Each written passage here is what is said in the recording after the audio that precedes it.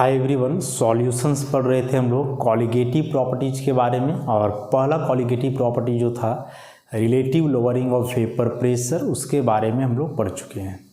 आज जो इसके बाद का कॉलिगेटिव प्रॉपर्टी है सेकेंड नंबर का, elevation of boiling point. Elevation of boiling point, इसके बारे में पढ़ेंगे। एलिवेशन का मतलब बढ़ोतरी, बढ़ जाना, इंक्रीज कर जाना है। बॉइलिंग पॉइंट के बारे में पहले ही देख चुके हैं कि वह टेम्परेचर जब किसी लिक्विड का वेपर प्रेशर एटमॉस्फेरिक प्रेशर मतलब 1 atm के बराबर होता है तो वही उसका बॉइलिंग पॉइंट कहलाता है। बॉइलिंग पॉइंट वह टेम्परेचर है जिस पर किसी भी लिक्विड का वेपर प्रेशर 1 एटमॉस्फेरिक प्रेशर मतलब 1 atm के बराबर हो, बॉइलिंग पॉइंट कहलाएगा। अब इसमें ये भी देखे थे कि जो बॉइलिंग पॉइंट है वह इन्वर्सली प्रोपोर्शनल होता है वेपर प्रेशर का।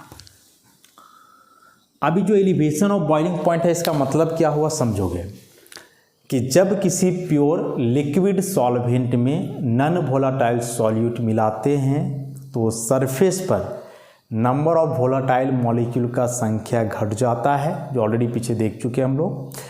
और जब सरफेस मॉलिक्यूल पे या सरफेस पे नंबर ऑफ वोलेटाइल मॉलिक्यूल का संख्या घटेगा तो वेपर में कम मॉलिक्यूल्स होंगे तो वेपर प्रेशर भी कम होगा। मतलब प्योर लिक्विड सॉल्वेंट है तो उसका वेपर प्रेशर ज़्यादा, लेकिन वही सॉल्वेंट में आप कोई नॉन वोलेटाइल सॉल्यूट मिलाए हो तब उसको ये कर रहे हो तो उसका वेपर प्रेशर कम। अब चूंकि वेपर प्रेशर कम हो जा रहा है सॉल्यूट मिलाने के बाद, इसका मतलब कि उस सॉल्यूशन को अब और ज़्यादा हीट करना होगा ताकि उसका वेपर प्रेशर 1 एटमॉस्फेरिक के बराबर हो और वह लिक्विड बॉयल करना स्टार्ट करे। तो ये जो ज़्यादा टेम्परेचर तक हीट करना पड़ रहा है ताकि उसका वेपर प्रेशर एटमॉस्फेरिक प्रेशर के बराबर हो करके लिक्विड बॉयल करना शुरू कर दे, तो वही कहलाता है एलिवेशन ऑफ बॉइलिंग पॉइंट। मतलब प्योर लिक्विड है, प्योर वाटर, जिसका बॉइलिंग पॉइंट हम लोग जान रहे हैं 100 डिग्री सेल्सियस।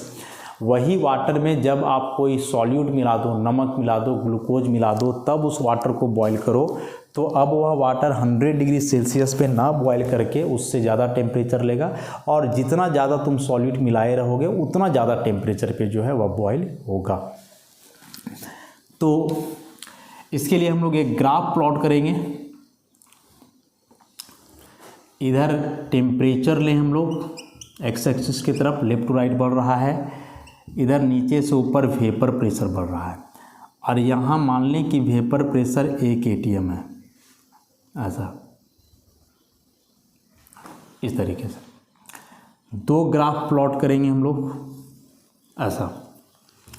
ये दोनों ग्राफ में जो ऊपर वाला ग्राफ है इंडिकेट कर रहा है कि हाइयर वेपर प्रेशर का कर्व है और ये लोअर वेपर प्रेशर। तो सॉल्वेंट और सॉल्यूशन में वेपर प्रेशर ज़्यादा किसका, प्योर सॉल्वेंट का, तो यह कर्व रिप्रेजेंट किया सॉल्वेंट को, और इसका वेपर प्रेशर कम है तो ये रिप्रेजेंट किया सॉल्यूशन को। नहीं, नीचे से ऊपर वेपर प्रेशर बढ़ रहा है तो जो कर्व ऊपर है मैंने उसका हाइयर वेपर प्रेशर, जो कर्व नीचे है मैंने उसका लोअर वेपर प्रेशर। तो लोअर वेपर प्रेशर सॉल्यूशन का ना, हाइयर वेपर प्रेशर किसका, प्योर सॉल्वेंट का। अब देखो यह जो वेपर प्रेशर है सॉल्वेंट का ही बढ़ रहा है, टेम्परेचर बढ़ने के साथ बढ़ रहा है। टेम्परेचर बढ़ने से वेपर प्रेशर बढ़ता है, ऑलरेडी हम लोग देख चुके हैं। तो टेम्परेचर बढ़ाने से वेपर प्रेशर बढ़ रहा है और बढ़ते बढ़ते जा कर के इस पॉइंट पे बराबर हो गया 1 atm का।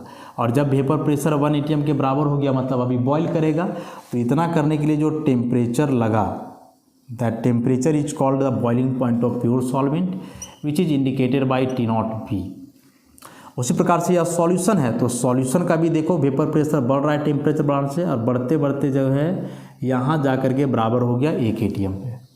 तो इतना करने के लिए जो टेम्परेचर लगा वह इसका बॉइलिंग पॉइंट कहलाएगा ऐसा। तो यह boiling point of solution TB। तो क्या हम लोग यहाँ से ऑब्जर्व कर रहे हैं कि ये जो सॉल्यूशन था इसका वेपर प्रेशर है कम, तो जब वेपर प्रेशर कम है तो देखो बॉइलिंग पॉइंट ज़्यादा हो गया, left to right boiling point बढ़ रहा है। तो ये जो बॉइलिंग पॉइंट बढ़ा इसी को हम लोग बोलेंगे elevation of boiling point delta TB। So here delta TB is called elevation of boiling point. मतलब कितना बॉइलिंग पॉइंट बढ़ा, elevation of boiling point T0B is the boiling point of pure solvent, and TB is the boiling point of solution. Solution means solvent containing non-volatile solute. तो यह जो delta TB है, elevation of boiling point, जिसको कि हम लोग delta TB से represent कर रहे हैं, यह बराबर होगा, किसके बराबर होगा? तो यहाँ से जो डेल्टा TB है वह इक्वल हो जाएगा TB minus T0B, higher boiling point minus lower boiling point. तो जैसे आप वाटर लेते हो तो वाटर का बॉइलिंग पॉइंट मतलब प्योर सॉल्वेंट का बॉइलिंग पॉइंट हम लोग जान रहे हैं 100 डिग्री सेल्सियस, लेकिन यही वाटर में जब आप मिला दिए NaCl तब बना सॉल्यूशन, और ये अब सॉल्यूशन का जब बॉईल करोगे तो यह 100 पे नहीं बॉईल करेगा, इससे ज़्यादा टेम्परेचर लगेगा। तो यह सॉल्यूशन का जो बॉइलिंग पॉइंट है TB वो मान लो है 105 डिग्री सेल्सियस। तो जब डेल्टा TB निकालोगे तो TB माइनस T0B मतलब 105 माइनस 100 ऐसा डिग्री सेल्सियस, तो यह आ जाएगा 5 डिग्री सेल्सियस। या इसी को केल्विन में लिखोगे तो 5 केल्विन। 5 डिग्री सेल्सियस को 5 केल्विन लिखने का मतलब हुआ कि चेंज इन टेम्परेचर है 5 डिग्री सेल्सियस, तो चेंज इन टेम्परेचर 5 केल्विन। तो टेम्परेचर जो चेंज करता है वह डिग्री सेल्सियस और केल्विन में सेम चेंज करता है। तो यहाँ ये 5 केल्विन टेम्परेचर नहीं है बल्कि चेंज इन टेम्परेचर है, इसको ध्यान में रखना है। तो ग्राफ से यह साफ स्पष्ट हो रहा है कि जब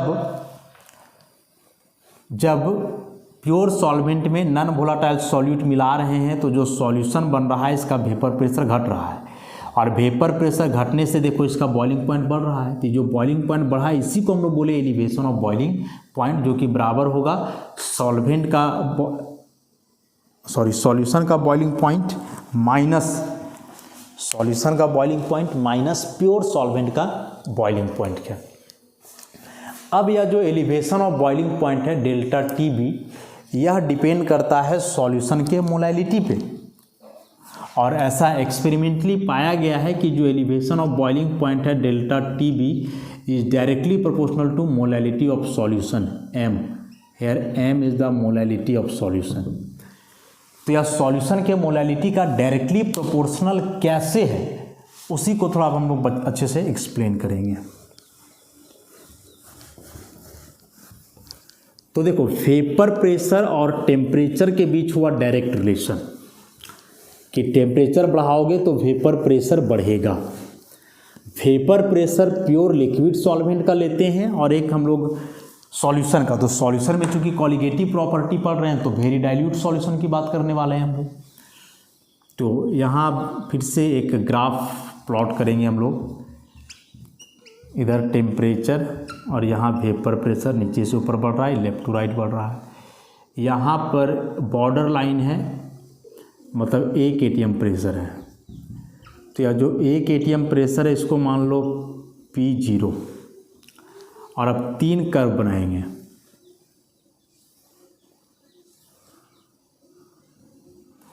यह कर्व है प्योर सॉल्वेंट का, यह कर्व है सॉल्यूशन का। तो सॉल्यूशन में मान लो ये सॉल्यूशन नंबर 1 है, और ये कर्व भी सॉल्यूशन का है दूसरे सॉल्यूशन का, इसको मान लो सॉल्यूशन नंबर 2। अब जब आप ग्राफ प्लॉट करोगे टेम्परेचर और वेपर प्रेशर के बीच कोई प्योर लिक्विड कंपोनेंट लेकर के, तो यहाँ एक ऐसा कर्व जैसा आएगा। मतलब तो यही हुआ कि टेम्परेचर बढ़ाए तो वेपर प्रेशर बढ़ गया। लेकिन वही यदि आप वेरी डाइल्यूट सॉल्यूशन लोगे और तब टेम्परेचर और वेपर प्रेशर के बीच ग्राफ प्लॉट करोगे तो ऐसा कर्व नहीं बल्कि ऐसा स्ट्रेट लाइन के जैसा आएगा, इस तरह से डाटा के साथ जब प्लॉट करोगे तो यहाँ जो 3 केस हम लोग लिए हैं या प्योर सॉल्वेंट है तो देखो इसको कर्व की जैसा दिखाया गया है, और ये दोनों जो है सॉल्यूशन है उसमें भी वेरी डाइल्यूट, तो इसको स्ट्रेट लाइन के जैसा दिखाया गया है। अब क्या करो कि इसको मिला दो, ये वेपर प्रेशर बढ़ते बढ़ते 1 atm के बराबर हुआ तो इसका बॉइलिंग पॉइंट हुआ, मान लो इसको T0। उसी प्रकार से यहाँ इसका बॉइलिंग पॉइंट हुआ तो T1 boiling point of solution 1, और उसी प्रकार से यहाँ बराबर हो रहा है तो ये हो जाएगा boiling point of solution 2 T2।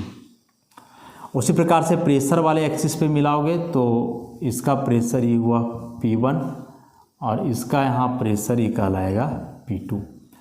नाम कुछ लिख दो, यहाँ ए बी सी टी और ये हो गया ई। अब यदि ये दोनों कर्व वेरी डाइल्यूट सॉल्यूशन के लिए हैं तो बताए कि ऐसा स्ट्रेट लाइन बनेगा, और यदि ये दोनों स्ट्रेट लाइन हैं तो अब क्या होगा कि यहाँ से दो ट्राइंगल का फॉर्मेशन होगा, दो ट्राइंगल्स बनेंगे। एक ट्राइंगल ए बी डी बना और दूसरा इसी में एक बड़ा वाला ट्राइंगल बन रहा है ए सी ई, दो ट्राइंगल्स बने। तो अब जो ये दो ट्राइंगल्स बने यहाँ ग्राफ में, triangle A B D and triangle A C E, these two are similar triangles, समरूप त्रिभुज। और सिमिलर ट्राइंगल्स के एक प्रॉपर्टी होता है कि कॉरेस्पॉन्डिंग साइड का रेशियो इक्वल होता है। For two similar triangles the ratio of corresponding sides will be equal. और यदि ऐसा है तो इसका मतलब हुआ कि जो ए सी बाई ए बी है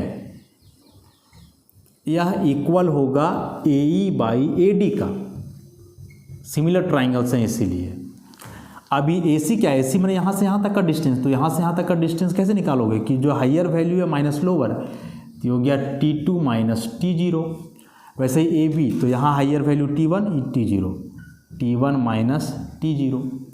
उसी प्रकार से आप इधर आओगे ए ई, तो ए ई, तो ए ई मतलब कि यहाँ से यहाँ का डिस्टेंस, तो यहाँ से यहाँ का डिस्टेंस कैसे निकलेगा, higher pressure minus lower pressure, तो P0 माइनस P2, उसी प्रकार से हो जाएगा P0 minus P1। So T2 minus T0 is change of temperature और डिफरेंस बिटवीन टू टेम्परेचर। उसी प्रकार से P0 minus P2 is difference between two pressure. तो ये दोनों बता रहा है चेंज इन टेम्परेचर और चेंज इन प्रेशर को। तो इसको ऐसे भी लिख सकते हो कि delta T2 by delta T1 बराबर delta P2 by delta P1। और ओवरऑल देखोगे तो change in temperature proportional to change in pressure, मतलब जो जितना टेम्परेचर चेंज करेगा उसी हिसाब से वेपर प्रेशर भी चेंज करेगा, एक ही प्रोपोर्शन में। तो यहाँ से हम लोग इस कंक्लूजन पे आए कि change in temperature is proportional to change in pressure. अब जैसा कि हमने रॉल्स लॉ में पढ़ा है, और रॉल्स लॉ में क्या पढ़ा है हमने कि P not a minus P by P not a बराबर एक्स भी पढ़े। तो P not a minus P फिर से वही चेंज ऑफ प्रेशर बता रहा है, तो इसको आप लिखो डेल्टा P बराबर X B, and X B is N B by N A, अभी सॉल्व किए थे, and N A is W A into M A, W A by M A, तो ऊपर जाके ऐसे हो जाएगा। तो यहाँ से डेल्टा पी को आप ऐसे लिख सकते हो N B by W A into M A. M A is the molar mass of solvent जो कांस्टेंट होगा, और यदि यह टर्म कांस्टेंट हो गया तो delta P is proportional to N B by W A. N B is the number of moles of solute and W A is the mass of solvent. So number of moles of solute by mass of solvent is called molality. तो delta P proportional यहाँ से molality का हो गया, और यहाँ delta P के proportional delta T है, इसलिए delta T is also proportional to molality. तो जो टेम्परेचर का चेंज है, या हम लोग बोले कि सॉल्यूशन का जो बॉइलिंग पॉइंट बढ़ता है वह increase of boiling point directly proportional होगा सॉल्यूशन के मोलैलिटी का। जितना ज़्यादा सॉल्यूशन का मोलैलिटी होगा मतलब उतना ज़्यादा बॉइलिंग पॉइंट बढ़ेगा। और मोलैलिटी क्या है, number of moles of solute by mass of solvent. तो सॉल्वेंट का मास तो फिक्स रहना है, बस ये number of moles of solute पे डिपेंड करेगा। तो जितना ज़्यादा तुम सॉल्यूट मिलाओगे, जितना ज़्यादा नंबर ऑफ मोल्स सॉल्यूट का रहेगा उतना ज़्यादा उसका मोलैलिटी, और जितना ज़्यादा सॉल्यूशन का मोलैलिटी उतना ज़्यादा उसका बॉइलिंग पॉइंट बढ़ेगा। तो the elevation of boiling point of solution containing non volatile solute is proportional to its molality, जिसको हम लोग इस ग्राफ के माध्यम से एक्सप्लेन किए। नोट्स में एक्सप्लेन किया हुआ है, एग्जामिनेशन में ये कोई इंपॉर्टेंट नहीं रखता, आप वहाँ डायरेक्ट लिख सकते हो डेल्टा टी प्रोपोर्शनल एम। यहाँ एक्सप्लेन किया गया है कि कैसे प्रोपोर्शनल है, क्योंकि इंटरमीडिएट लेवल के जितने भी बुक्स हैं सभी में केवल बोल दिया है कि यह डेल्टा टी प्रोपोर्शनल एम होगा मोलैलिटी का, कैसे होगा नहीं बताया, तो उसी को हम लोग एक्सप्लेन कर लिए। तो इस पूरे चीज़ को आप स्किप कर सकते हो, कोई दिक्कत नहीं है। तो यहाँ से अब हम लोग कंक्लूजन पे आए क्या कि delta T B proportional M proportionality sign हटाया जाए तो कांस्टेंट देंगे यहाँ K B into M. Here K B is called ebullioscopic constant, इसलिए एलिवेशन ऑफ बॉइलिंग पॉइंट को हम लोग इबुलियोस्कोपी भी बोलते हैं, इबुलियोस्कोपी भी बोला जाता है इसको ऐसा। अब यदि इस के बी को यहाँ डील करें हम लोग तो यार delta T B by M, delta T B change in temperature means kelvin and molality का यूनिट मोल पर केजी, तो यहाँ से हो जाएगा kelvin KG per mole. This is the unit of K B ebullioscopic constant, या इसी को हम लोग बोलते हैं मोलर एलिवेशन कांस्टेंट। अब यदि मान लो कि सॉल्यूशन का मोलालिटी यूनिटी है 1 मोल पर केजी, तो m जब 1 हो जाएगा तो यहाँ से kb बराबर हो जाएगा डेल्टा टीबी का। Delta TB is the elevation of boiling point, माने कितना बॉइलिंग पॉइंट बढ़ रहा है उसी के बराबर kb है, मतलब kb भी बता रहा है एलिवेशन ऑफ बॉइलिंग पॉइंट को। कब? जब सॉल्यूशन का मोलालिटी कितना हो 1। तो the elevation of boiling point of 1 molar solution is called ebullioscopic constant. अब हम लोग निकालेंगे सॉल्यूट का molar mass, calculation of molar mass of solute. प्रत्येक कॉलिगेटिव प्रॉपर्टी से मोलर मास निकाला जाता है, इस इक्वेशन से निकलेगा डेल्टा टी बी बराबर के बी इंटू एम। इसको आगे बढ़ाते जाओ, के बी एम को लिखेंगे N B by W A, और यदि ग्राम में रहा तो 1000 से मल्टीप्लाई। अब यहाँ से ज़रा देखो कि delta T B is proportional to N B, elevation of boiling point is proportional to number of moles of solute, और वह प्रॉपर्टी जो सॉल्यूट के नंबर ऑफ मोल्स पे डिपेंड करे वो कॉलिगेटिव प्रॉपर्टी कहलाता है। इसका मतलब delta T B elevation of boiling point एक कॉलिगेटिव प्रॉपर्टी है। अब इसको आगे जाओगे तो के बी एन बी को लिखोगे W B by M B, यहाँ डब्ल्यू ए है इंटू 1000, वहाँ से आप एम बी निकाल लो तो एम बी बराबर हो जाएगा K B into W B into 1000 by delta T B. M B यहाँ ले गए तो डेल्टा टी बी को नीचे लाओ इंटू डब्ल्यू ए, ऐसा। यहाँ से जो के बी है इबुलियोस्कोपिक कांस्टेंट, इसका वैल्यू एक पर्टिकुलर सॉल्वेंट के लिए फिक्स होता है, जैसे वाटर के लिए 0.52 केल्विन केजी पर मोल, या फिर इसको कैलकुलेट भी किया जाता है सॉल्वेंट के लिए। और कैलकुलेशन इसका हम लोग कैसे करते हैं तो उसके लिए एक फार्मूला होता है। कैलकुलेशन से हम लोग को कोई मतलब नहीं है, एग्जाम में जब आएगा क्वेश्चन तो दिया हुआ रहेगा इसका वैल्यू कि एक सॉल्वेंट के लिए वैल्यू इसका कितना होता है। तो जैसे के बी कैलकुलेट करने का एक फार्मूला जो इसमें होता है, के बी के लिए वह फार्मूला है आर टी नॉट बी का square into molar mass of solvent divided by 1000 into standard enthalpy of vaporisation, ऐसा। आर हो गया universal gas constant, T not be is the boiling point of pure solvent, जैसे water के लिए आप निकालोगे तो वाटर का बॉइलिंग पॉइंट 100 डिग्री सेल्सियस एक केल्विन में पुट करो, ये मोलर मास सॉल्वेंट का 1000, और इंथैल्पी चेंज ऑफ वेपोराइजेशन हुआ सॉल्वेंट का। तो इस फार्मूला से हम लोग के बी कैलकुलेट करते हैं, लेकिन एग्जाम में आएगा तो के बी का वैल्यू दिया हुआ रहेगा, तो आप इसको ऐसे याद रखोगे। तो इस तरीके से हम लोग एलिवेशन ऑफ बॉइलिंग पॉइंट इबुलियोस्कोपिक जिसको बोले, उससे मोलर मास कैलकुलेट करते हैं सॉल्यूट का। और यह जो एलिवेशन ऑफ बॉइलिंग पॉइंट है इसको एक्सपेरिमेंटली हम लोग मेजर करते हैं लैंड्सबर्गर मेथड से, लैंड्सबर्गर मेथड, इस मेथड से एक्सपेरिमेंटली इसको मेजर किया जाता है। जैसे इसके पहले हम लोग relative lowering of vapour pressure देखे, उसको हम लोग मेजर कर रहे थे वाकर डायनेमिक मेथड से। उसी प्रकार से एलिवेशन ऑफ बॉइलिंग पॉइंट इबुलियोस्कोपी को मेजर करते हैं लैंड्सबर्गर मेथड से एक्सपेरिमेंटली। मेथड क्या है नहीं पढ़ना है, बस याद रखिएगा कि मेथड का नाम क्या है। क्वेश्चन डायरेक्ट वहाँ से आता है मेथड का नाम से। क्या है मेथड उससे कोई मतलब नहीं है, लेकिन नाम क्या है मेथड का ये याद रखोगे।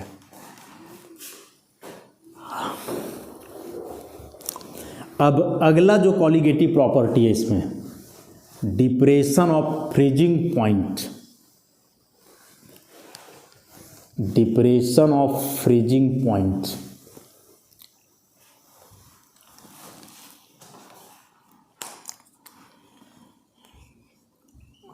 डिप्रेशन ऑफ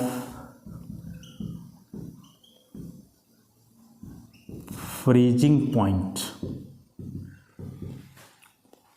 डिप्रेशन का मतलब घट जाना, कमी होना, डिक्रीज कमी, and freezing point is the temperature at which the vapor pressure of liquid component becomes equal to that of solid phase।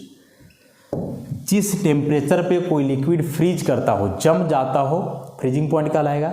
जैसे जिस टेम्परेचर पे वह लिक्विड बॉयल करता हो वो उसका बॉइलिंग पॉइंट कहलाता है। तो बॉयल कब करता है? जब उस लिक्विड का वेपर प्रेशर 1 एटमॉस्फेरिक के बराबर होता है। उसी प्रकार से जिस टेम्परेचर पे कोई लिक्विड जम जाए, फ्रीज कर जाए, उसका फ्रीजिंग पॉइंट कहलाएगा। और कोई भी लिक्विड कब जमता है, कब फ्रीज करता है? जब उस लिक्विड का वेपर प्रेशर उसी सब्सटेंस के सॉलिड के वेपर प्रेशर के बराबर होता है तब। जैसे हम लोग जानते हैं कि freezing point of water 0 degree Celsius and melting point of ice is also 0 degree Celsius. तो वाटर का फ्रीजिंग पॉइंट 0 डिग्री सेल्सियस है। इसका मतलब हुआ कि इस टेम्परेचर पे वाटर का वेपर प्रेशर आइस के वेपर प्रेशर के बराबर होता है। इस टेम्परेचर पे वाटर का वेपर प्रेशर आइस के वेपर प्रेशर के बराबर होता है, इसलिए वाटर 0 डिग्री सेल्सियस पे ही जमता है, फ्रीज करता है। एक चीज़ यहाँ से जो हम लोग और ऑब्जर्व कर रहे हैं कि लिक्विड फेज का जो फ्रीजिंग पॉइंट है वही सॉलिड फेज का मेल्टिंग पॉइंट है। अरे वाटर और H2O तो एक ही चीज़ ना हुआ, H2O बस ही लिक्विड है, सॉलिड है। तो लिक्विड फेज का जो फ्रीजिंग पॉइंट है वही तो उसके सॉलिड फेज का मेल्टिंग पॉइंट हुआ। तो इसको हम लोग लिखें डिप्रेशन ऑफ फ्रीजिंग पॉइंट, इसको आप डिप्रेशन ऑफ मेल्टिंग पॉइंट भी बोल सकते हो। फ्रीजिंग पॉइंट हम लोग इसलिए पढ़ रहे हैं क्योंकि लिक्विड सॉल्यूशन के बारे में पढ़ते हैं, और लिक्विड है तो फ्रीजिंग पॉइंट होगा। सॉलिड सॉल्यूशन के बारे में पढ़ते तो डिप्रेशन ऑफ मेल्टिंग पॉइंट।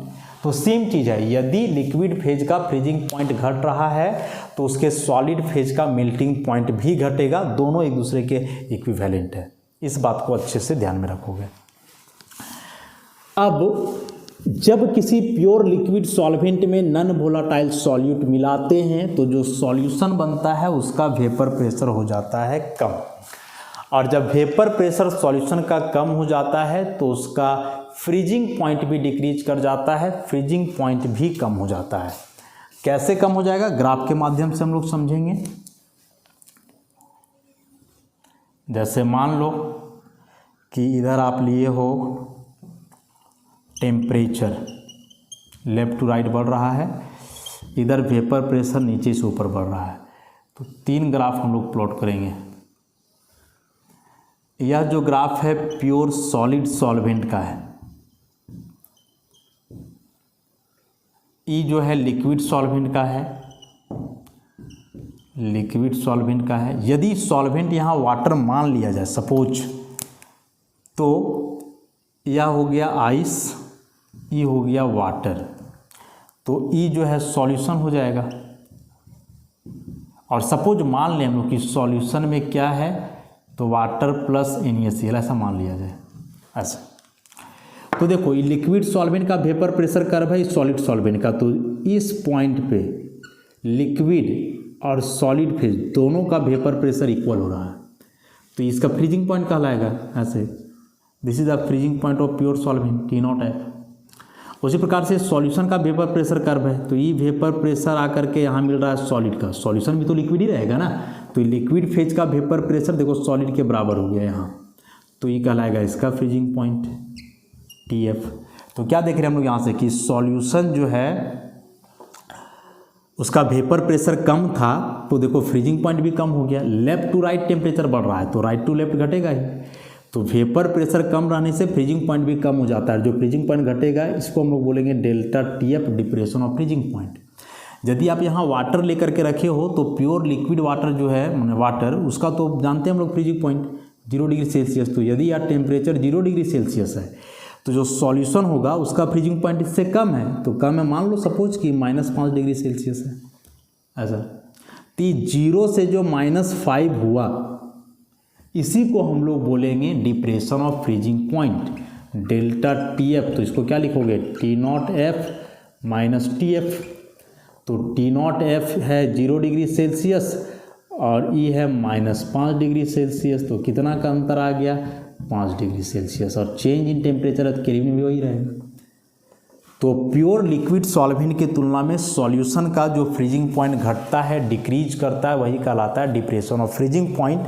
और यदि लिक्विड का फ्रीजिंग पॉइंट घट रहा है तो हम बताएं कि सॉलिड फेज का क्या घटेगा, मेल्टिंग पॉइंट। कि यदि यहाँ वाटर का फ्रीजिंग पॉइंट घट करके 0 से -5 हुआ, इसका मतलब आइस का मेल्टिंग पॉइंट भी वैसे ही घटेगा 0 से -5।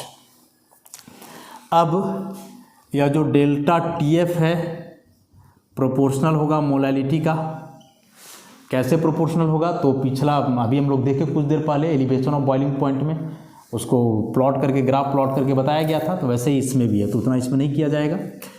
याद रखो कि डेल्टा TF जो डिप्रेशन ऑफ फ्रीजिंग पॉइंट है सॉल्यूशन का, वह मोलैलिटी के डायरेक्टली प्रोपोर्शनल होगा। प्रोपोर्शनलिटी हटाओगे तो कांस्टेंट यहाँ देते हैं हम लोग KF, and here KF is called cryoscopic constant, cryoscopic constant. इसीलिए इसको हम लोग क्रायोस्कोपी भी बोलते हैं, क्रायोस्कोपी भी इसको हम लोग बोलते हैं। अब यहाँ से KF को डिफाइन करो, तो KF बराबर डेल्टा TF/m। यूनिट सबसे पहले लिखो, तो delta TF is change in temperature which is kelvin and this is mole पर kg, so overall unit is kelvin kg पर मोल। और डिफाइन करोगे तो मान लो कि मोलैलिटी सॉल्यूशन का 1 मोल पर kg है, तो जब m1 पुट करोगे तो KF यहाँ से बराबर हो जाएगा डेल्टा TF का। तो यह जो KF है क्रायोस्कोपिक कांस्टेंट, वह हुआ डिप्रेशन ऑफ फ्रीजिंग पॉइंट, लेकिन कब, जब सॉल्यूशन का मोलैलिटी कितना हो, 1। तो the depression of freezing point of 1 molar solution containing non volatile solute is called cryoscopic constant. और फिर अब मोलर मास का कैलकुलेशन हम लोग करेंगे। प्रत्येक कॉलिगेटिव प्रॉपर्टी से मोलर मास निकालते हैं, वैसे इससे भी मोलर मास निकलेगा।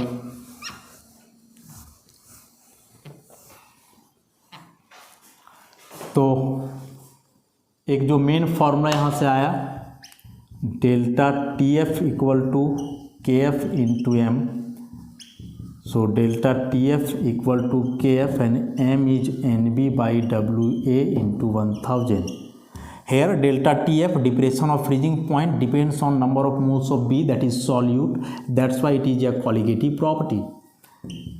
of KF, NB can be written as WB/MB to WA into 1000. Overall we can write delta TF बराबर KF into WM into 1000 by MB into W. So if you want to calculate MB, this equation can be rewritten as KF into WB into 1000 by delta TF into WA.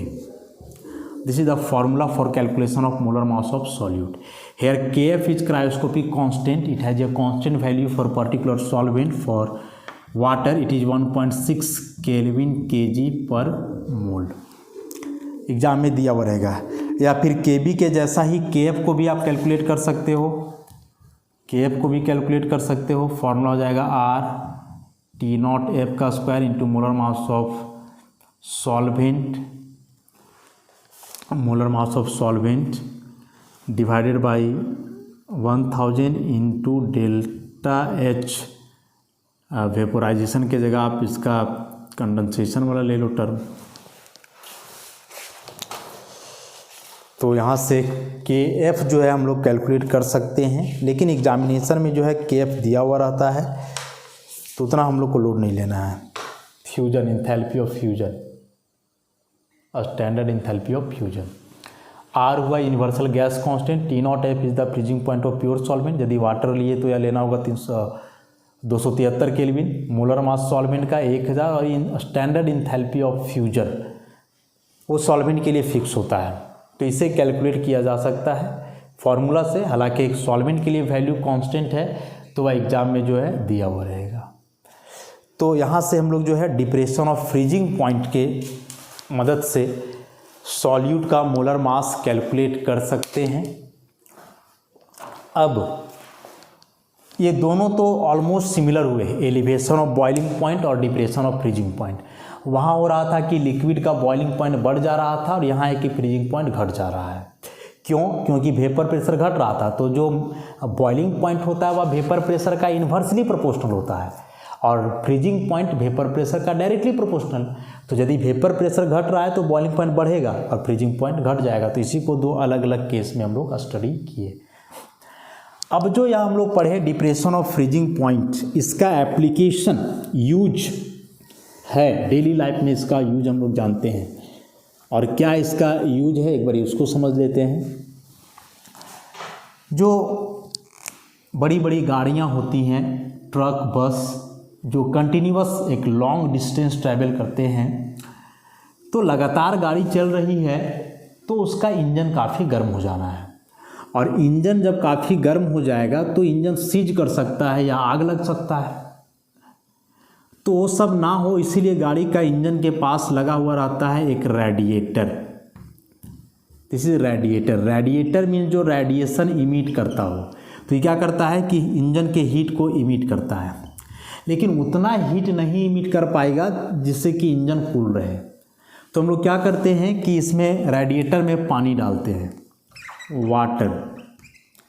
Generator वाला में देखे होंगे कि generator के वह engine के पास जो रहता है पानी लोग उसमें डालता है, जाली जाली जैसा रेडिएटर होता है। तो वाटर को हम लोग इस रेडिएटर में डालते हैं। क्यों? क्योंकि वाटर का जो स्पेसिफिक हीट कैपेसिटी होता है वह ज़्यादा होता है और उसके चलते वाटर क्या करता है कि टेम्परेचर मेंटेन करता है। वाटर का यह एक यूनिक प्रॉपर्टी है टेम्परेचर को मेंटेन करने का, या टेम्परेचर को ना तो सडन बढ़ने देता है ना ही सडन घटने देता है। हम लोग जानते हैं कि इतने प्लैनेट्स में से केवल लाइफ पॉसिबल हुआ है अर्थ पे। क्यों? क्योंकि पानी का पीने का यूज है, तो दूसरे जगह पानी नहीं है तो वहाँ नहीं रह पाएंगे पिए बिना। ये सेकेंडरी है, प्राइमरी या नहीं है। अर्थ पे 3 पोर्शन वाटर है, लेकिन फिर भी हम लोग सुनते हैं बराबर कि गर्मी के मौसम में जो है कहीं अकाल पड़ गया, लोग प्यासे मर रहे हैं, पानी सूख गया वहाँ का। तो यदि पृथ्वी का 3 भाग पे पानी ही है तो फिर लोग प्यासे क्यों मर रहे हैं, अकाल क्यों पड़ रहा है? वहाँ बारिश नहीं हो रही तो क्यों नहीं पैदावार हो रहा है, लोग प्यासे क्यों मर रहे हैं वहाँ? तो इसका मतलब कि यह जो 3 भाग पे पानी है सारे पानी पीने लायक नहीं है। इसलिए बोले कि वाटर जो पीने के लिए इस्तेमाल होता है इसका सेकेंडरी यूज है। प्राइमरी यूज क्या है? प्राइमरी यूज है कि यह वाटर टेम्परेचर को मेंटेन करता है। तो जैसे आप मंगल ग्रह पे गए, मार्स पे, वहाँ ज़्यादा देर सर्वाइव नहीं कर पाओगे, पानी नहीं है, क्योंकि प्यासे मर जाएंगे। नहीं तो पानी यदि हम अलग से ले जाएंगे फिर भी बहुत ज़्यादा देर तक जिंदा नहीं रह पाएंगे, क्योंकि वहाँ पानी नहीं है। तो उस प्लेनेट का टेम्परेचर अचानक से कभी बढ़ जाएगा, 1000 डिग्री सेल्सियस हो गया, कभी अचानक से कम हो जाएगा, -10-20 हो गया, ऐसे। तो अचानक से टेम्परेचर बढ़ करके 1000 डिग्री सेल्सियस हो गया तब तो जल जाओगे आप, और अचानक से कम हो गया -10-20 तो जम जाओगे आप। टेम्परेचर बढ़ा तो जल गए, टेम्परेचर घटा तो जम गए, और ऐसे केस में सर्वाइव हम लोग नहीं कर पाएंगे। अर्थ पे भी टेम्परेचर वैरी करता है, लेकिन धीरे धीरे। 3-4 महीना लगातार गर्मी है, फिर बरसात आया, फिर ठंड आया, फिर गर्मी, ऐसे करके। तो यहाँ भी टेम्परेचर चेंज करता है, लेकिन रेगुलर वे में, जिसमें हम लोग अपने आप को एडजस्ट कर पाते हैं, क्योंकि यहाँ वाटर है और यह वाटर टेम्परेचर को अचानक से बढ़ने और घटने नहीं देता है। दूसरे ग्रह पे वाटर नहीं है तो वहाँ का टेम्परेचर अचानक से बढ़ घट जाएगा, इसलिए हम लोग वहाँ सर्वाइव नहीं कर पाएंगे। तो रेडिएटर में ये जो पानी हम लोग मिलाते हैं तो यह पानी क्या करता है कि इंजन को ठंडा नहीं करता है, लेकिन हाँ बहुत गर्म होने भी नहीं देता है, क्योंकि बताए ना वाटर का यूनिक प्रॉपर्टी है टेम्परेचर को मेंटेन करना, इसलिए यह इंजन को बहुत गर्म भी नहीं होने देता है, ठंडा भी नहीं करेगा, तो मेंटेन रहेगा, इंजन नॉर्मल वे में रहेगा। लेकिन मान लो कि वैसे जगह जहाँ टेम्परेचर 0 डिग्री सेल्सियस से कम है, होता ही है ठंड के मौसम में टेम्परेचर 0 डिग्री सेल्सियस से कम, तो यदि 0 डिग्री सेल्सियस से टेम्परेचर कम है तब तो वाटर रहेगा नहीं, तो फ्रीज करके आइस बन जाएगा, तब आप बर्फ़ को इसमें थोड़े डालोगे। तो वैसे जगह पे क्या किया जाता है कि वाटर ना जमे, इसलिए इसमें मिलाया जाता है इथाइलिन ग्लाइकोल। इथिलीन ग्लाइकोल जो है एक नॉन वोलाटाइल सॉल्यूट है, इथेन 1,2-डाइऑल। और जब इस नॉन वोलाटाइल सॉल्यूट को प्योर वाटर में मिलाओगे तो अभी हम लोग पढ़े कि फ्रीजिंग पॉइंट घट जाएगा। तो जो वाटर 0 डिग्री सेल्सियस पे पिघल रहा जम रहा था, अब हो सकता है कि इथिलीन ग्लाइकोल मिलाने के बाद वो -10 डिग्री सेल्सियस पे जमे, लेकिन जहाँ आप गाड़ी चला रहे हो वहाँ का टेम्परेचर -5 ही है, तो वाटर अब जमेगा -10 पे, और जहाँ गाड़ी चल रहा है वहाँ का टेम्परेचर -5, तो इससे तो ज़्यादा ही हुआ ना। तो हाइयर टेम्परेचर पे फिर वाटर ऐसे फ्रीज नहीं करेगा। इसलिए जो इथिलीन ग्लाइकोल और वाटर का मिक्सचर है इसको हम लोग एंटी फ्रीज सॉल्यूशन के नाम से जानते हैं। तो यहाँ क्या हुआ कि नॉन वोलेटाइल सॉल्यूट मिलाने से फ्रीजिंग पॉइंट कम हो गया। अब ठंड के मौसम में ही, जैसे इंडिया की बात करें तो जो कश्मीर, शिमला वगैरह है जहाँ ठंड के मौसम में बर्फबारी होता है, तो यह बर्फबारी से क्या होगा कि जब बर्फ़ लगातार गिर ही रहा है तो उससे तो पूरा एरिया कवर हो जाएगा ना बर्फ़ से, घर ढक गया बर्फ़ से, अगल बगल का जो है लोकेलिटी ढक गया। उसी प्रकार से यदि कोई रोड है गया हुआ तो यह रोड भी क्या होगा, पूरा बर्फ़ से ढक जाएगा, पूरा बर्फ़ जम जाएगा। तो ऐसे में तो आवागमन बाधित हो जाएगी, लोग आ जा नहीं पाएंगे वैसे जगह पे उस समय में, क्योंकि पूरा रोड बर्फ़ से ढका हुआ है, गाड़ियाँ कहाँ चलेंगी। तो इस बर्फ़ को हटाने के लिए आप कोई मशीन नहीं लगा सकते, क्योंकि थोड़ा सा बर्फ़ थोड़े जमा हुआ है, तो पूरा है। तो क्या किया जाता है कि इस पर नमक छिड़का जाता है, सॉल्ट, NaCl। अब नमक छिड़कने से क्या होगा, सॉल्ट है नॉन वोलेटाइल, और यदि इस नॉन वोलेटाइल सॉल्यूट को आप मिलाते हो सॉल्वेंट में तो फ्रीजिंग पॉइंट घटेगा। कब, जब वह लिक्विड सॉल्वेंट हो। लेकिन यहाँ ये तो आइस है जो कि सॉलिड सॉल्वेंट है, तो जब सॉलिड सॉल्वेंट में नॉन वोलेटाइल सॉल्यूट मिलाओगे तो इसका फ्रीजिंग पॉइंट नहीं घटेगा, बल्कि क्या घटेगा, मेल्टिंग पॉइंट। तो मान लो कि यह जो एरिया था जहाँ बर्फ़ जमा हुआ है तो टेम्परेचर यहाँ 0 से कम होगा, तभी तो बर्फ़ है।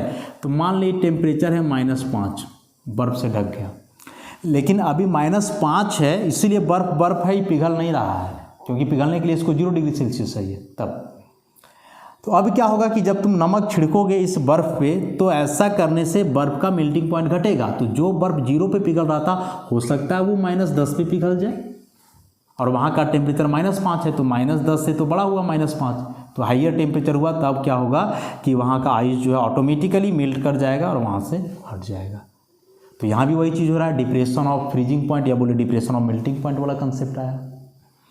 उसी प्रकार से कुछ जब आप लैब में जब हम लोग कोई वर्क करते हैं तो कुछ प्रैक्टिकल्स या कुछ प्रोसेस वैसे होते हैं जो हाइयर टेम्परेचर पे परफॉर्म नहीं किए जाते हैं, लोअर टेम्परेचर पे होते हैं। तो लोअर टेम्परेचर में भी मान लो कि कोई प्रैक्टिकल आपको करना है -10 डिग्री सेल्सियस पे, लेकिन वहाँ का जो टेम्परेचर है रूम टेम्परेचर वो तो 25 डिग्री सेल्सियस है, तो 25 को आप -10 कैसे करोगे, जबकि वह वर्क कितना ही पे होगा।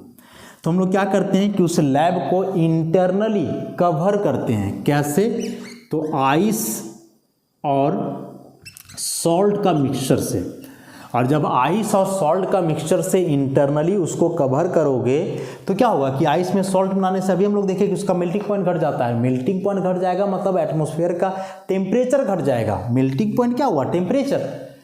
तो सॉल्ट और आइस से जब कवर करोगे तो ऐसा करने से इस आइस का मेल्टिंग पॉइंट घटेगा, और मेल्टिंग पॉइंट घटने से उस सराउंडिंग का जो है टेम्परेचर घटेगा।